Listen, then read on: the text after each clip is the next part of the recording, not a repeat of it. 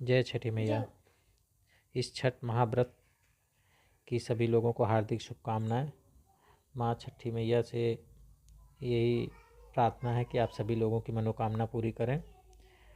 जैसा कि आपको पता होगा कि दीपावली के बाद यह महापर्व आता है।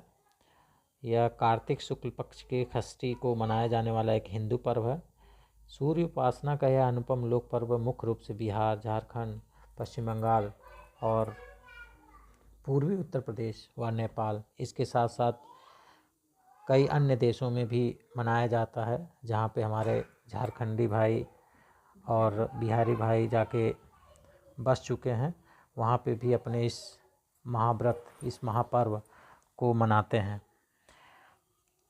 यह एक कठोर व्रत माना जाता है।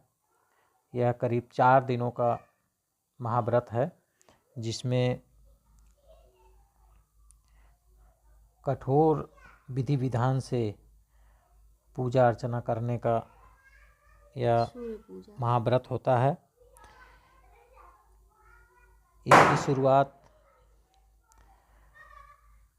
जो ऐतिहासिक रूप से मानी जाती है वह मुंगेर सीता मन पत्थर सीताचरण मंदिर के लिए जाना जाता है, जो मुंगेर में गंगा के बीच में एक शिलाखंड पर स्थित है। ऐसा माना जाता है कि माता सीता ने मुंगेर में छठ महापर्व मनाया था। इसके बाद ही छठ महापर्व की शुरुआत हुई। इसीलिए मुंगेर और बेगूसराय में छठ महापर्व बड़ी धूमधाम से मनाया जाता है। दोस्तों, जैसे कि आप जानते भी होंगे कि ये छठ पूजा जो है दीपावली के 6वें दिन से शुरू होती है और ये 4 दिन की पूजा होती है। और जो है इस पूजा में पहला दिन शुरू होता है नहाए खाए से, जिसमें लोग जो व्रती महिलाएं और पुरुष होते हैं वो जो है कद्दू की सब्ज़ी, मूंग, चना दाल, चावल का उपयोग करते हैं। और लेकिन ये है कि तली हुई पूरी, पराठे, सब्जियां इसमें वर्जित हैं। और खाना कांसे या मिट्टी के बर्तन में पकाया जाता है।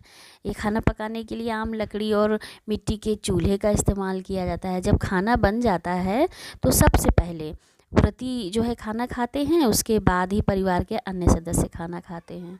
और दूसरा दिन जो शुरू होता है वो होता है खरना, जिसको खरना कहते हैं। और ये चैत या कार्तिक महीने के पंचमी को मनाया जाता है। इस दिन व्रती पूरे दिन उपवास रखते हैं और व्रती अन्न तो दूर की बात है, सूर्यास्त से पहले पानी की एक बूंद तक ग्रहण नहीं करते। शाम को चावल, गुड़ और गन्ने के रस का प्रयोग करके खीर बनाया जाता है। खाना बनाने में नमक और चीनी का इस्तेमाल नहीं किया जाता है। और सूर्य देव को नैवेद्य देकर उसी घर में एकांत करके रह करके उसे ग्रहण करते हैं। और परिवार के सभी सदस्य उस समय घर से बाहर चले जाते हैं ताकि कोई शोर न हो सके। और इसी खरने के ही दिन ही जो है अपने रिश्तेदारों में, अपने जानकारों में जो है खीर और रोटी प्रसाद के रूप में या खीर या पूड़ी प्रसाद के रूप में खिलाने का भी प्रचलन है। तीसरा दिन जो शुरू होता है तो संध्या अर्घ से होता है और ये छठ पर्व का तीसरा दिन है। कार्तिक शुक्ल की षष्ठी को मनाया जाता है। छठ पूजा के लिए विशेष प्रसाद जैसे ठेकुआ, चावल के लड्डी, जैसे कचवनिया भी कहते हैं।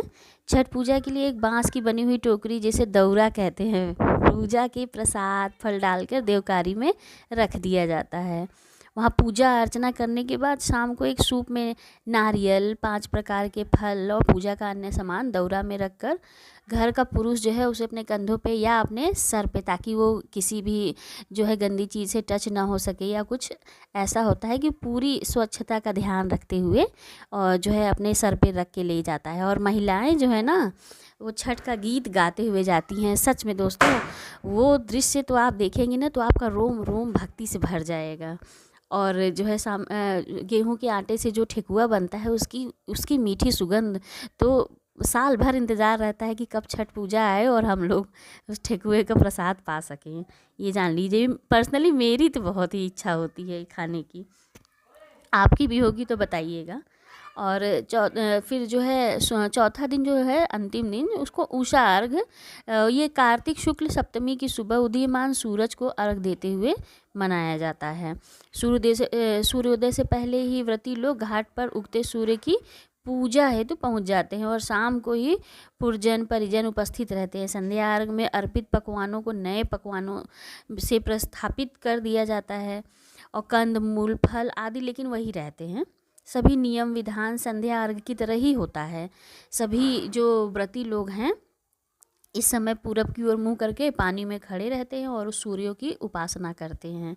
पूजा अर्चना समाप्त करने के बाद घाट का पूजन होता है और वहाँ के जो लोग होते हैं उन लोगों में प्रसाद वितरण करके व्रती घर आ जाते हैं और घर पर अपने परिवार के लोगों को और जो है अपने जानकार आसपास अपने रिश्तेदारों में प्रसाद का वितरण करते हैं। और घर वापस आके गांव के पीपल के पेड़ जिसको बरम बाबा कहते हैं ना, वहाँ जाकर पूजा भी करते हैं। पूजा के बाद कच्चे दूध का शरबत पीकर थोड़ा प्रसाद खाकर व्रत पूर्ण करते हैं और उसे पारण या परना कहते हैं। व्रती लोग खरना के दिन से आज तक निर्जल उपवास बिना नमक उमक के रहते हैं। तो फिर उसके बाद पारण भी बहुत ही धूमधाम से होता है। उसकी भी तो चहल पहल, वाह, मीठी मीठी पकौड़ियों की सुगंध, ये सब की तो बात ही कुछ और है। अच्छा, वाकई में ये जो है बहुत ही कठोर व्रत है और इसका विधि विधान भी बहुत ही कठोर होता है। और इसीलिए कहा जाता है कि इस व्रत को करने वाले जो भी छठ व्रती होते हैं उनकी सारी मनोकामनाएं पूरी होती हैं और हम लोग भी इसके सहभागी बन सके, इसके लिए बड़े सौभाग्यशाली हैं हम लोग। और फिर से इंतज़ार रहेगा आगे अगले साल फिर से इस छठ महापर्व में सहभागिता निभाने के लिए बहुत बेसब्री से इंतज़ार रहेगा। हम लोग अभी ये छठ का जो त्यौहार है इसके बारे में ज़्यादा जानकारी तो नहीं है, लोगों से पूछ कर ही पता चला, लेकिन धीरे धीरे सारी जानकारी आप तक पहुंचाने का प्रयास करेंगे। और मुझे जब भी इसमें जाने का मौका मिलता है मैं बड़ा खुश हो जाता हूँ और ताकि वहाँ जो भी क्रियाकलाप हो रहे हैं उसका सहभागी बन सकूं, जो रीति रिवाज हैं, हाँ, रीति रिवाज को जान सकूं कि ये हमारी जो भारतीय संस्कृति और परंपरा है ये कितनी सुदृढ़ है। इसी से लगता है कि इतना कठोर व्रत दुनिया में और कहीं भी और किसी के द्वारा भी नहीं किया जा सकता है। तो फिर से अगली साल हम लोगों को इंतज़ार रहेगा इस छठ महाव्रत का। और जय छठी मैया सभी लोगों की। छठ का आज है पावन त्योहार, छठ का आज है पावन त्योहार, सूरज की लाली माँ का है उपवास। जल्दी से आओ अब करो न विचार, छठ पूजा का खाने तुम प्रसाद। छठ पूजा की ढेर सारी शुभकामनाएं। जय छठी मैया की।